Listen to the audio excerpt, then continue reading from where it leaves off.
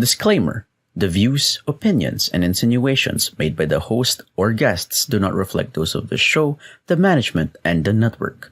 Viewer discretion is advised.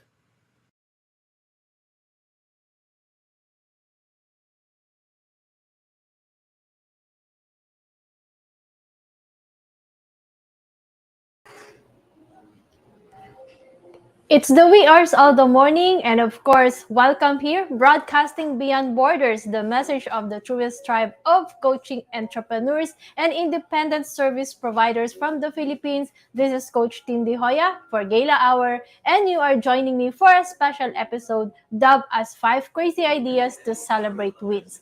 Think Talk Broadcast is the flagship community project of coaching Think Talk speakers from Life Coach Philippines and the members of Coach A Coaching Community.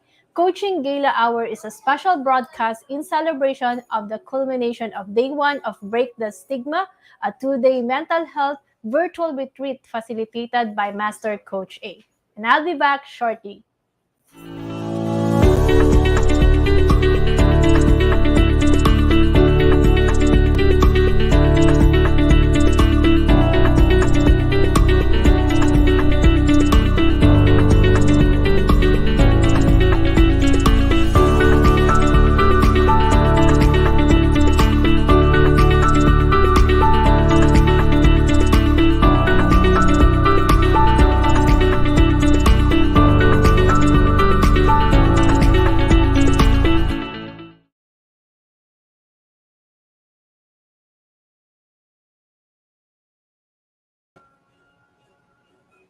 So welcome to the live streaming of the Gala Hour, a special broadcast for the ongoing Break the Stigma Mental Health Weekend Retreat. And in this episode, I want to keep the connection going with women who have been overwhelmed with the roles as mom and wives that they forgot self-fidelity. And what does it mean? Self-fidelity is the value of knowing who you are and what you want by having a conversation about celebration. And it's sometimes hard to really understand why at times we get lost in the process, especially when we start raising a family. So tonight, we're going to be talking about restoring back self-fidelity and what is really a celebration. Broadcasting beyond borders of Pasig City, here at Decaf Coffee Republic, this 7th day of May in the year 2023. I am Life Coach Tin de Joya. I'm a professional certified CACC life and mental health coach. I am also a mental model collector, a master builder apprentice of Master Coach A, where we build tribe as we help your unstoppable dream come true. And I am also a public speaker. I have been trained by Master Coach A in in her six-step public speaking career training, which is a 20 weeks journey. And of course, I am also a relationship coach where I help focus on how you can transition in your relationship, or if there are shifts or transitions in your relationship, what can you do to keep back the identity that you have. And of course, I'm gonna be talking to you about celebration for today. And I am being joined, of course, by my co-host for tonight. We have Coach Maureen Mestica, one of the directors of the Cup for Republic, and also a life coach, where she will be introducing herself. And we'll also be joined by our guest for tonight, Coach Febie, a new certified life coach from Region 8, as we celebrate the launching of their of the Tacloban Regional Training, Life Coaching Training Center. So let's welcome them. Hello, good evening. Yes. Good evening, Coach Tin. Good evening, everyone. Yeah, Good so that's Coach evening. Mao and Coach Phoebe. Good evening. Tell us about yourself. Coach Mao, pakilala ka naman sa ating mga audience. I know this is your first time to really be part of King Talk broadcast, and I'm excited to have you as my co-host for tonight. So after mo si Coach Phoebe naman, Coach Phoebe, tell us also something about yourself. What are you really doing before you became a life coach? So yon. Alright, so thank you, Coach Tin. Good morning na pala, di ba? Good morning, everyone. So, I am life coach Maureen. I am a certified CACC life coach and mental health coach from Life Coach Philippines. And I'm an HR by profession. So before becoming a certified life coach, I've been in HR for a decade. And then we started the Cup of Republic 2016. So I'm one of the directors of the Cup of Republic, our coaching hub and the home of certified CCC life coaches from Life Coach Philippines. And also, I am a mental model collector inside the Learning Society together with Coach Tin and other mental model collectors. And I'm also a public speaker. I'm one of the scholars of Master Coach A in her public speaking class. So as a life coach, I help singles to get there. I am to become um, to be Miss Right for your Mr. Right, becoming the better version of yourself as you prepare for the next season of your life after single. As you prepare for the next season of your life, diba, after single. Ayan, and okay, so naano ko diba sa signal. Thank you. Naiwan sa, Nawala naiwan ako sa sa signal. signal. Nawala ako sa signal doon. Go, Yan. Coach Thank you, Coach Febie. Mau. Of course, Coach Phoebe, introduce yourself. Let our audience know sino po ba si Coach Phoebe. Okay. Hi, I'm Febie Singzon. I'm here in Tacloban City, Leyte, Region 8. Before, I'm a licensed forester and I've worked with DNR. But because in my heart, I wanted to be working with people, so I choose to shift to the developmental sector. So right now, I'm still connected with the DSWD, working as an area coordinator under the Kalahi Seeds program. So I am based in Hilongos Leyte, which is about 3.5 hours away from Tacloban, and I am handling 51 barangays, and we are doing our best to empower these barangays and also help identify the different problems that they have, and also identify solutions that could help their problems. So when my cousin Coach Marife introduced life coaching to me, before, way back into 2020, that was the time of COVID, the peak of COVID.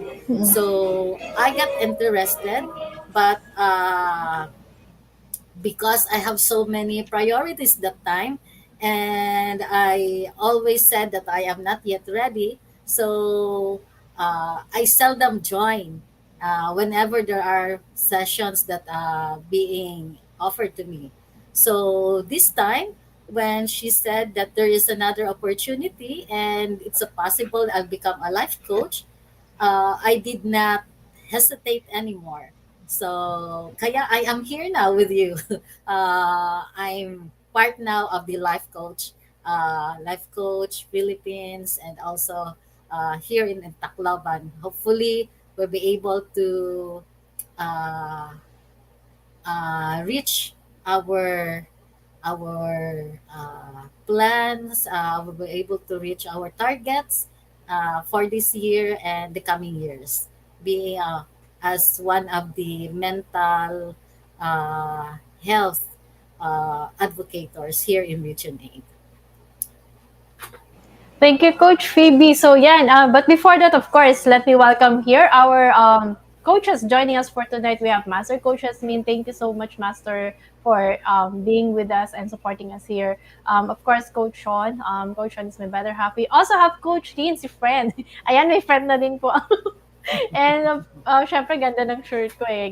Ano to, part to ng mga shirts natin that we are releasing. And of course, Coach Glacy, all the way from the Japan. Thank you so much for joining us. So, tamang-tama, Coach Phoebes, no? Coach Febie. Oh, ayan din si Coach Marife, ano ba, yung banner carrier ng Tacloban. So congratulations, Coach Marife, for bringing these 10 wonderful coaches inside our tribe. And of course, we're excited to have Coach Febie with us to really work with her and really support Tacloban as they um, further the advancement of life coaching. So, tamang-tama Coach Feby, no, kaka-certify mo lang. So, it calls for a celebration. At i-kukanek ko lang siya sa mental health, no. How many people are really able to celebrate? At ano nga ba yung picture ng celebration? So, galing tayo kanina sa taking it off from our day one of our two-day virtual, yung Break the Stigma two-day virtual health weekend with mental health weekend retreat, nakita natin na yung mental health ay hindi siya simply an illness. There are things that we are doing in our life that is affecting our mental health. And as I go through the coaching process, naka-coaching din po ako kay Master Coach A. I am undergoing her mental health coaching program. I realized that oftentimes hindi din talaga ako nagse-celebrate. Yung 'pag nagawa mo na yung isang bagay, you tend to, okay tapos na siya, next na ulit. So wala na, hindi na siya nase-celebrate. So effect din po pala siya ng ano, ng mental health, how you are processing it. Kasi po ang picture ng celebration is may emotion siya eh, pero hindi na natin nakikita yon. Sabi nga ni Abraham Joshua Heschel, sabi niya, people of our time are losing the power of celebration. And instead of celebrating, we seek to be amused or entertained. Celebration is an active state, an act of expressing reverence or appreciation. So sinabi niya yun, asan po talaga yung expressing natin, yung active state na we are expressing reverence. Pag reverence, parang synonymous to holiness yan eh. Because celebration is a gift from God.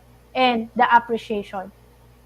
Humihinto po ba, kaya siya break the stigma kasi tinitingnan natin, humihinto po ba talaga tayo to celebrate. And I'm calling out to all the corporate women out there, no? I was also a product of the corporate world. And syempre sa work natin, Coach Mau, ikaw, part ka ng HR, no? Nakita mo yung takbo kung paano ba yung workplace. And oftentimes, we really don't tend to celebrate. Ang celebration natin, ang picture nun ay party, pizza, mga ganyan lang. Tapos wala na, kakain lang. Di ba, Coach? Oh, true yan, Coach. No, I agree. Di ba, especially if you are working in a corporate, tsaka especially, di ba, par twice pa yan kapag yung industry kung nasaan ka nag-work, very fast-paced, yung hindi ka makahinto. Parang pag hihinto ka, feeling mo ang kasalanan yung paghinto. At saka sayang mo yung oras na hihinto ka. Pero, yun, at saka tama, I agree, Coach, yung sinabi mo na ang picture kasi oftentimes, pag celebration, kailangan bongga, may food or party or iinom or and we miss out small things or we miss out to celebrate our small wins because may iba tayong picture ng celebration at yung isa pa doon hindi talaga tayo makahinto kaya ang effect niya is sa mental health natin. Yan. Sabi nga, in continuing with what Abraham Joshua Heschel said, sabi niya, to be entertained is a passive state. Kasi nga, nakikita natin ang celebration na parang entertainment lang. Kasi nga, you party, you eat, you drink, yun lang. But it is to receive pleasure afforded by an amusing act or spectacle.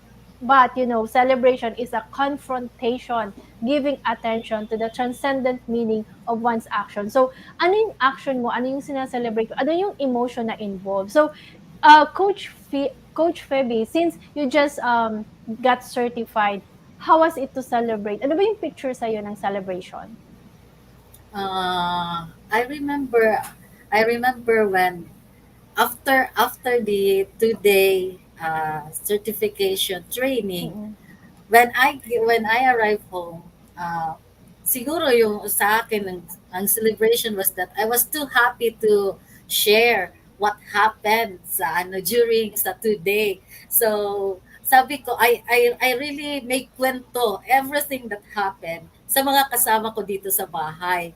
So parang it's feels so good to share something na achieve ko kasi sabi ko it's a different thing kasi na mga na-experience ko ba and then narinig ko sa mga coaches and then sa akong fellow trainees din So, when I arrived here, ang isa talagang pumasok sa akin na discussion for celebration yun. Shinare ko talaga everything na na-experience ko during the 2-day na training.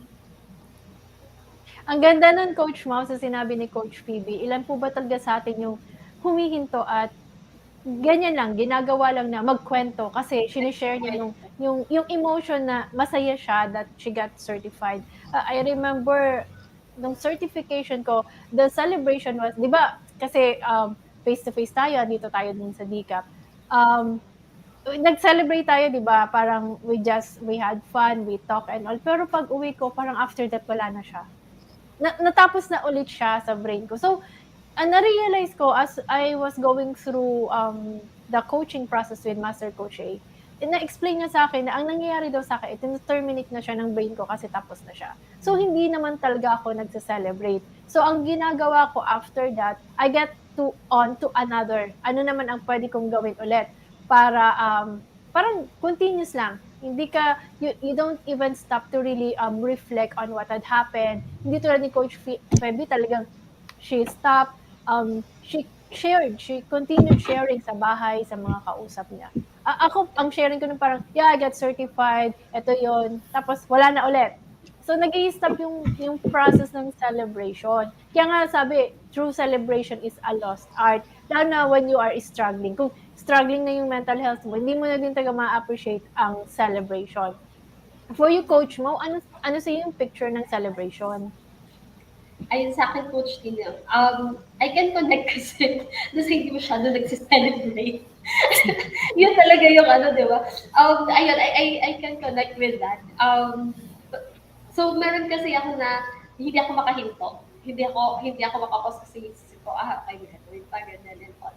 Pero I realized yung importance ng pag-celebrate even in my small wins. Ay, actually, yung celebrating small wins kasi it gives me encouragement and it gives me, ano yun, yung boost to okay, sige, natapos natin to. So, may energy, nakakaboost siya ng energy ko yung second half naman nila. Talagang pwede mo siyang gawin. So, yung picture sa akin, like, ngayon, I want to practice it actually and I want to give it to myself na I tend to give myself what I want to eat, like kahit ice cream pa, or yung something na makaka-happy sa akin. This is something small, pero alam ko sa sarili ko na binigay ko siya para sa sarili ko.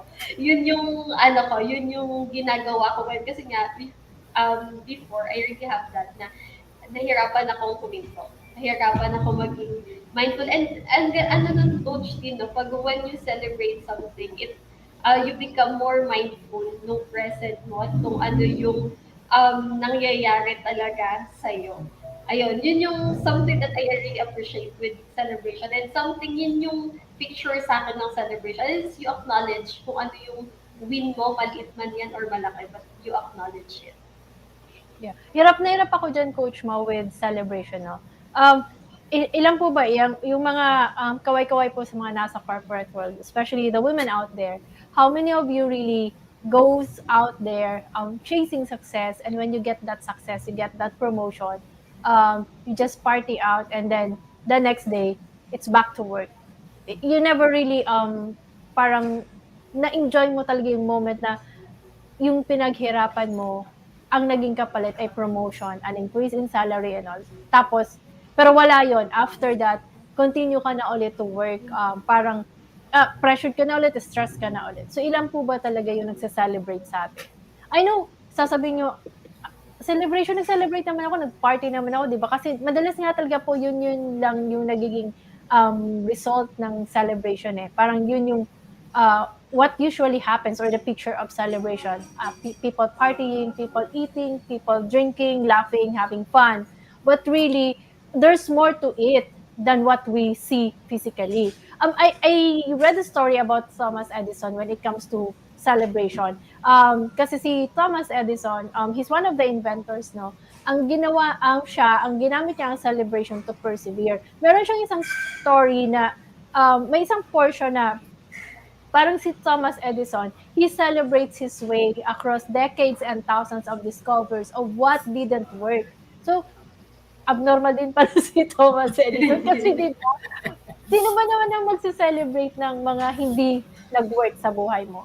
But siya, nakita niya yon as when he celebrates it, he sees a sense of purpose and he got to know the power of celebration. Kasi he celebrated how each step, discovery, failure brought him closer to his goal. Tayo po ba, um, may goal tayo, di po, pero how often do we really stop and when we celebrate that goal, naabot po ba talaga natin siya? Kasi oftentimes, nasa mind lang lahat ng goals natin, di ba? Hirap ako dun, like, really writing it down. Ngayon na lang talaga ako nagsusulat. And oftentimes, hindi ko pa masulat kung ano yung goal ko. So parang, ang hirap nga. So pag nandun ka na sa space na yon, hindi ka ulit makapag-celebrate. Coach Febie, if you were like talking to someone, ano kaya yung magandang sabihin sa kanila? Paano mo ipapakita sa kanila ang picture ng celebration? I remember sa office, meron kasi kaming tina-target na mga lalo na sa mga tinatawag naming community empowerment facilitators. So meron yan silang mga task na yung pina-target ko sa kanila dapat every week ma-accomplish nila. Like for instance, ang isang community facilitator, bali 5 barangays yung kanyang minomonitor, inasikaso niya. So dapat at the end of by Friday, meron siyang na-accomplish. Like for instance, nakuha niya kompleto ang mga barangay resolutions na dapat isubmit. So there was instance na uh, lahat sila for the whole month hindi naka-accomplished. So sabi ko sa kanila, dapat for this week uh, ma-accomplish talaga nila, otherwise merong punishment na bibigay ko sa kanila. So ang nangyari is ang isang CEF na kumpleto niya, tapos sabi niya sa akin, AC, tawag kasi area coordinator. AC, dapat bigyan mo ako ng regalo kasi na-accomplish ko. Tapos that time ba, parang grabe yung ano ko na, okay, I will prepare pancit, I will buy a snacks. So, parang yun ang ano ba sa akin na to celebrate yung kanyang na-accomplish niya. So, dumating yung point na magbibigay na sana ako ng pera para yun, mag-celebrate sa kanyang accomplishment. Then nag-change ako yung mind ko. Sabi ko na baka masanay. So yung celebration would be in a different way. Sabi ko, okay, sige, sit down tayong lahat and then tell us how you did na na-accomplish mo yung accomplishment. So yun ang ano ko na parang way of celebrating sa ano niya, sa accomplishment niya. Kasi meron times kasi yung iniisip ko, when it comes to celebration, pag palaging bumibili ng pagkain, pag walang pagkain na, hindi na nila magtatrabaho kasi sasabihin nila wala namang pa-snack si AC, wala namang binibigay na mga regalo si AC. Kaya yun ang ginawa ko. Parang naisip ko ba na mas maganda siguro mag-sit down kaming lahat, ma-share niya yung experience niya kung paano niya na-accomplish. So yun ang ano ko na parang celebration. Ang ganda ng concept na ginawa ni Coach Febie, no? Because oftentimes madali talaga pera. You give money, you buy food, you buy drinks, you let the people eat, enjoy the moment, exchange stories. Tas after that, wala na kasi nakakain na But with her, it's really more on sitting down, discussing what has been the accomplishment. Kasi mas tatatak siya. Coach Mo, have you ever experienced na nakarating ka ako wala pa talaga akong ganun. And I find it hard really to celebrate, even my birthdays. Masaya ako to celebrate other people's activities like birthdays, anniversary, etc., day party and all. But yung as for myself, I never get the chance to really stop and celebrate. Ikaw ba, meron ka ng moment na you have really stopped and celebrated something just for yourself? Yung sa akin, no, ngayon, sabi ko sa mga small wins pag nararamdaman kong pag nararamdaman niya sobrang daming, like, sobrang daming ginagawa. Tapos may natapos ako na isang task. Tapos may gagawin pa akong susunod. So, saglit lang, i-ano ko lang yung sarili ko, i-afford ko yung sarili ko. Uy, good job ka doon. Good job ka doon, natapos mo siya. And I like I think this week yun that I treated myself ice cream. Not like siya, ice cream. Ice cream siya. Ano? Ice cream siya na kasi may natapos ako na task na kailangan na ano ko siya for okay tapos na so next naman tayo. Okay, next. Gano. Next tayo, next. So, parang naano ko siya kasi sa isip ko ang dami kong kailangan i-breakdown. So, nung may natapos ako na importante, sige, ano ko muna to.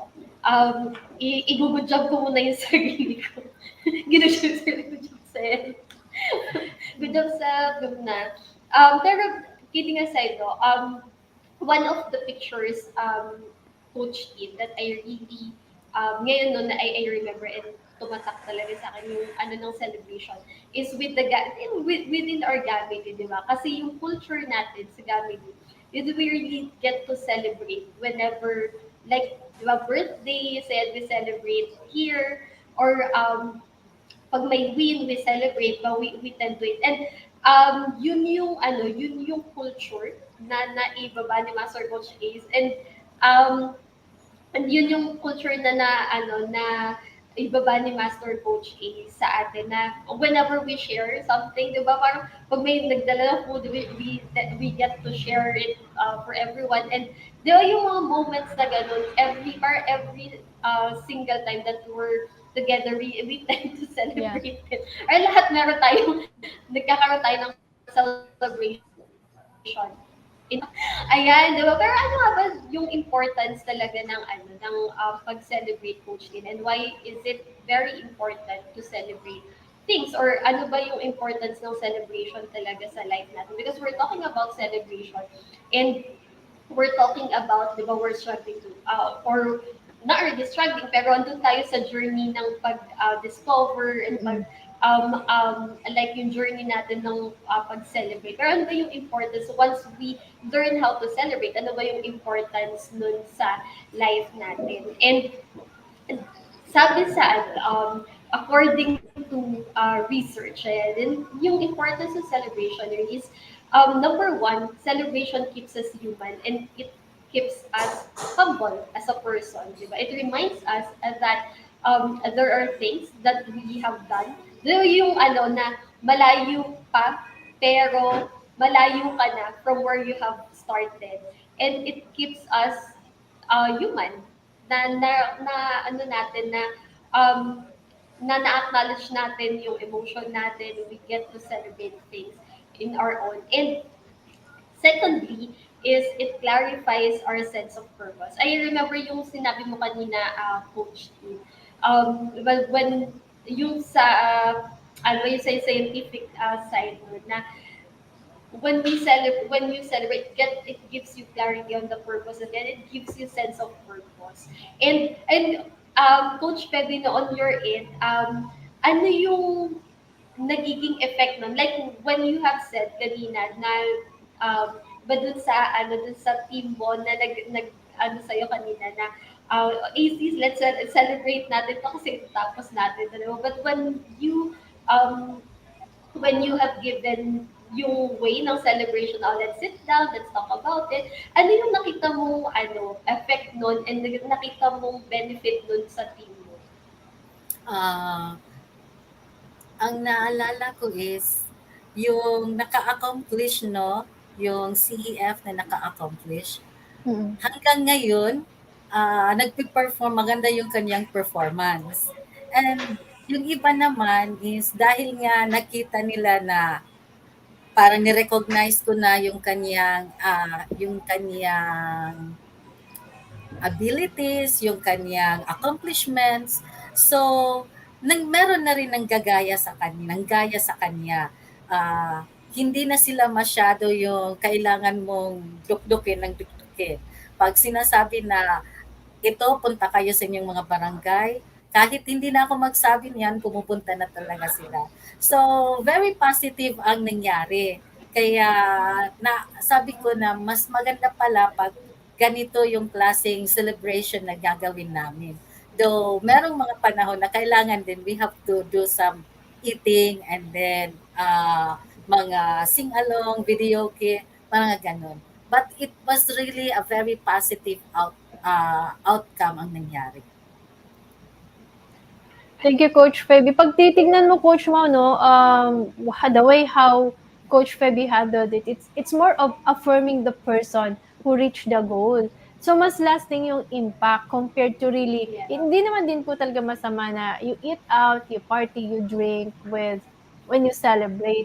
Pero nawawala kasi yung essence na, doon ko na-realize yung sinasabi ni Thomas Edison na you have to celebrate even the loss. Kasi kay Coach Febby, what she did was really create a space where the person can share. So, syempre, sa pag-share na yon, merong struggles. Nasabi niya yung struggles niya, pero na-overcome. So, ibig sabihin, na-celebrate niya din na may natutunan siya doon sa loss. So, mas impactful yung change. And it will really have a different effect sa group or sa team. Kasi nga, it's kind of motivating the person. So, what I really like about celebrating, bakit nga ba importante siya, is because celebrations reminds us that we have the power to choose. Kasi pag titingnan mo, ang ah, puwede kasing ang makita mo lang kahit may magandang nangyari, ang makita mo lang yung pangit na nangyari. Yun lang yung maaalala mo. So, life and death, would you be looking at life or would you be looking at death?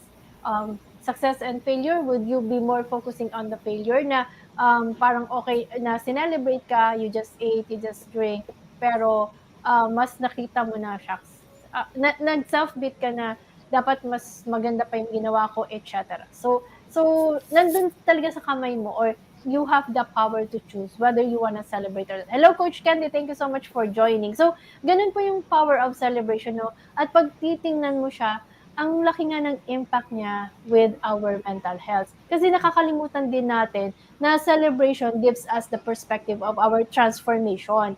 Kasi it's difficult to celebrate small moments of progress which are carrying us closer to our goals. Kasi ang una nating natitingnan or hinahanap ay yung big successes. And how many really of us celebrate the small wins? I am guilty of that, Coach Mau. Hindi din ako yung tipo na, pag sa akin, para kasing very okay lang, part siya ng ginagawa mo. So, wala.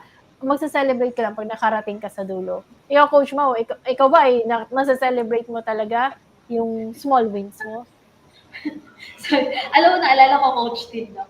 Then sabi kasi ni Coach Febie, di ba, when when she graduated, yung class na certification, she shared it. Ako, yung sa akin, okay, ganun, ganun. Pero hindi ko nga siya na-share. Di ba? And sharing it is part of celebration.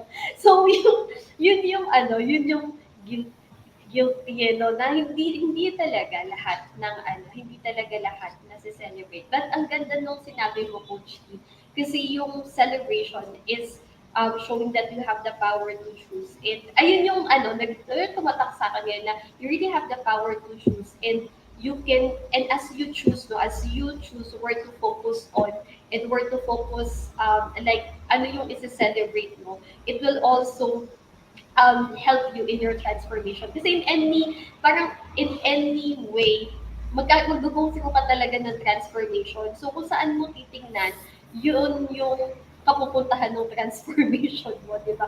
So, whether that would be good or bad, so doon siya, parang doon sa power to choose, kung saan, ano yung isi-celebrate mo, andun din nakasalalay kung ano yung transformation na mangyayari sa'yo. Di ba? Yun yung niya. And ano yung mga natin, Coach Tin? Ano yung mga like ano ba yung mga pwede nating ibigay na tips diyan for on how Yeah. we So, can so 'di ba celebrate? ang talk natin, tatanungin din natin si Coach Febby, baka may ma-share siya, no? Pero 'di ba kasi Coach Febby, ang talk natin is more on really celebrating. Kasi pag titingnan mo po talaga, celebration is a part of our life. And when we don't celebrate, tumatama po talaga to sa mental health. Kasi celebration is an affirmation of what you have done, who you have become. More often, ang nakikita lang natin is what we have done, parang task lang siya, tapos tapos na. And then you get to another na dapat gawin. So, sunod-sunod lang siya. and we never really take a break. Kaya nga siya break the stigma because we want to really take a pause. Ipepreno mo. Teka lang. Check ko nga, ano ba yung nangyari sa akin dito sa ginawa ko? What have I missed? And ano yung pwede kong i-celebrate? Okay, may na-miss ako, pero ano yung pwede kong i-celebrate? Mahirap po siya. Dati tinanong ako niya ni Master sa isang coaching session namin, sabi niya, have you really celebrated this and that? And have you really come into, like, you really stop and reflect ano yung nakita mo dito? I really don't. So at this time when we talk of celebration, you really have to like pause. Teka, mag-break muna tayo. Ano nga ba yung dito sa celebration? So we'll give you some crazy ideas to celebrate wins. Crazy kasi hindi mo talaga siya ginagawa dahil alam mong it's not good, or feeling mo lang parang hindi naman ata tama to, 'di ba? So, we're gonna be sharing to you five. So kami na Coach Mau, Coach Phoebe will share with you one point. So first is really taking the day off to celebrate a win. Bakit ako magde-day off? May gagawin pa ako. Okay na yun, tapos na nga yung ginawa ko eh. Hindi po. At times kasi, the line between work and play becomes blurred. But we all need a time off to rest and recharge. And this will actually benefit kung ano man yung ginagawa mo sa buhay. You know, there is no better time to take the day off pag nakapag-accomplish ka ng isang bagay. Kasi what you really have to think of is, wala akong gagawin ngayon kasi naging busy naman ako this past few days. Pero sino po ba taga sa atin ang humihinto at nagde-day off after achieving something big? So that's one crazy idea. Ba't ako mag-day off ka? Ba't ako magde-day off? Okay lang, tapos ko na. Magpapapizza ako, mag-ice cream ako, okay, na-celebrate ko na. Pero it's not. It's really more of, teka, nagawa ko na to. Maybe it's time for you to really start reflecting. Ano nga ba yung nagawa ko? Moving forward, what else can I do? Kasi you have to celebrate the achievement that you have done. And yung isa ding point doon, teka, na-encounter ko tong obstacle na to, paano ko siya nalampasan? So in that way, you are celebrating, may involved emotion nga. Kumbaga nga sa emotional mental model, meron tayong tinatawag na triggers. Ano yung trigger ng celebration? Ano yung trigger ng success na yon? Ano yung physical sensation? And ano yung logical narrative? But we really don't do that. So that's one that I see that we have to really take on kasi nga ang hirap talaga sa atin ang huminto. Coach Phoebe, Coach Mau, any other points that you can share? Okay. Ayun. Oo. Yung isa naman is to trust yourself to something that is out of budget. It happened to me kasi dahil nga sa super super matindi yung ano namin, yung trabaho namin is lots of time ang palaging nasa isip namin is stress, stress, stress kami, pressure, pressure, pressure. But pag meron kaming na-accomplish na maliit, so kadalasan is parang normal na lang sa amin ba na maliit na okay, wala tayo, hindi tayo mag-celebrate. But there was one time na as in super to the max talaga na achieve namin yung target. So, ang nangyari dahil nga as in super happy ako, so I asked my team na kahit that time wala pang sahod, so I asked them to join me sa pumunta sa isang town at doon nga nag-ano kami, nag-celebrate, and after eating, pumunta na naman kami sa videokihan, and sabi ko, oh my gosh, as in super to the max na out of budget, but na-feel ko na worth it talaga kasi na na-enjoy ng team, and then the next morning pinost nila lahat yung mga nangyari. Sabi ng iba, oh, ganun pala pag nagse-celebrate tayo ng ano ng accomplishment natin. So dapat sa sunod gagawin rin natin para si AC mag-aano pa rin sa atin, magdadala sa atin doon sa bato, and then magkakaroon din tayo ng mga video kihan. So parang ganun ba na parang sa akin, I did not look at the amount, kundi yung kinita ko, yung tiningnan ko kasi yung pumasok sa kanila na if they do yung mga nasabi ko sa kanila at ma-meet nila yung target, mag-i-enjoy sila. So yun ang yun ang na-reflect ko dito. Ayan. So, ako naman no, Coach Tin, no? Yung isa pang crazy idea. Yan, crazy. Ito for me, ano siya, I want to I want to do this. Ayun, I want to do this. Yan yung ano, yung next is you can actually create yung pin board or collage. And kayo ba, Coach Tin, ano nyo ba, nakagawa na ba kayo? Ako, hindi pa. So, I wanna try this one. I really wanna try this one. Kasi if you are someone, if you're watching right now, and if you're someone na hindi rin masyadong nakakapag-celebrate ng success. So, if you're that person, most of the time, may mga nami-miss out ka talaga. But if you can try this one, and then you can just, di ba, parang cut pictures or ilagay mo yun sa ano gawin mong collage tapos ilagay mo siya sa place kung saan mo siya laging makikita so that it can remind you na yun yung mga bagay na ayun na naging successful ka or na-achieve mo or you can like write kung hindi photos you can write quotes or you can um, write messages with something that will remind you or something, any image or any symbol that will remind you of your success in your journey or your success so far, diba? And then you can see that every day. Ako, gusto ko siyang gawin kasi hindi ko pa siya nagagawa.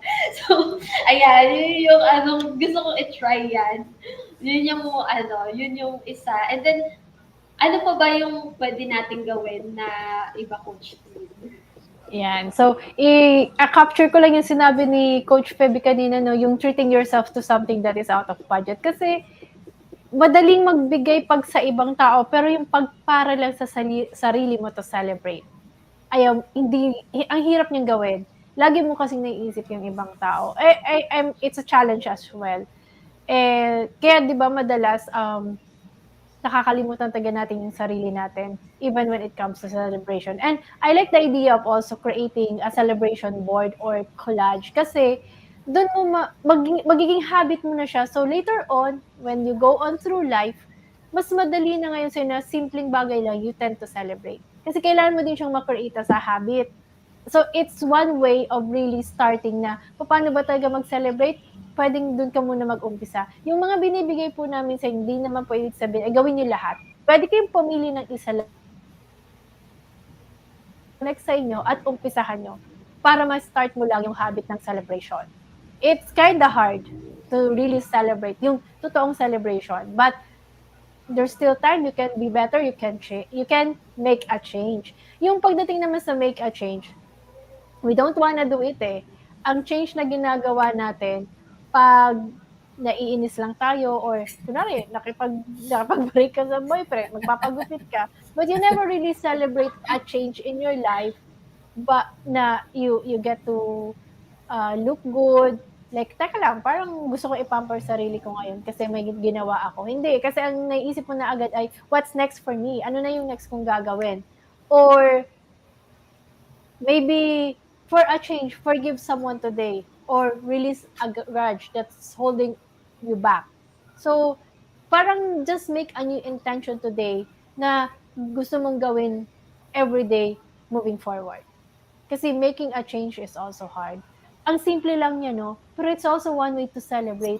Tanggalin natin yung negativity in life sa yung mga negative self-talk natin. Don't get me wrong, kami po as coaches, meron pa din naman po kami nun. Kaya nga po may coach kami para naiintindihan namin kung paano tumatakbo yung brains namin, kung paano namin pinaprocess yung the things around us so that we can really start changing, like make a real change today. So that's the fourth and the last, Coach Mau. Ayan, so yung last natin, the fifth crazy idea is do something you love doing as a child. So ano ba yung favorite mong gawin nung bata ka? Kasi celebration doesn't have to be big or grandeur, di ba? But celebration kasi it requires you to relax or just play or di ba parang just do something that will make you happy. So you remember something that is that you really love doing when you were a kid. Ano ba yun? Ano ba yung favorite mo gawin ng bata ka? Then, just do it, di ba? Do it. Kasi yung mga bata, hindi naman nila iniisip yung ano pa ba susunod natin gagawin dyan, di ba? Hindi naman sila nag-iisip na but they really, like, kids have their own way of celebrating life. And when was the last time that you did that for yourself? Ayun, Yeah. Coach Tin. Yep. So, yung doing something you love doing as a child, it's really more of being doing one day just being crazy enough to do it. Kasi 'di ba pag bata hindi siya nahihiya. So, why not do something that you love doing as a child? Na isang araw, pagbigyan mo lang sarili mo, I just wanna have fun. This is a way for me to celebrate. So, yun po. At the end of the day, it's really, it will really matter. It doesn't really matter kung paano ka mag-celebrate. What is important is you are able to celebrate. So, as we end, your parting words to them, Coach Mau, Coach Phoebe. Ah, sa akin 'no, when na-reflect ko yung celebration is based sa trabaho ko, I really find it na maganda to celebrate kasi ano eh, you're able to create a sense of community, like build a sense of build a sense of community, like sa work ko ano, as in nakikita ko talaga na even yung mga maliliit, yung hindi usual na way of celebrating it, uh, nagbibigay sa amin ng parang nagiging closer kami sa isa't isa, yung sa team ko. Which I really am grateful and thankful na yun ang nangyayari sa amin. Kaya when it comes sa celebration, though meron tayong mga crazy ideas, it's really true na magandang magandang i-practice. Lalo na ito yung pinboard or collage. Kasi naisip ko ah, pagbalik ko sa office this coming week, siguro yun ang isa ko rin to recognize yung kanilang efforts ng mga team members ko. So at least makikita nila na pinapost ko. So I'm sure it will help them motivate din sila to work harder pa. So ibig sabihin celebration is something na hindi lang siya ah, puro kain at saka inom.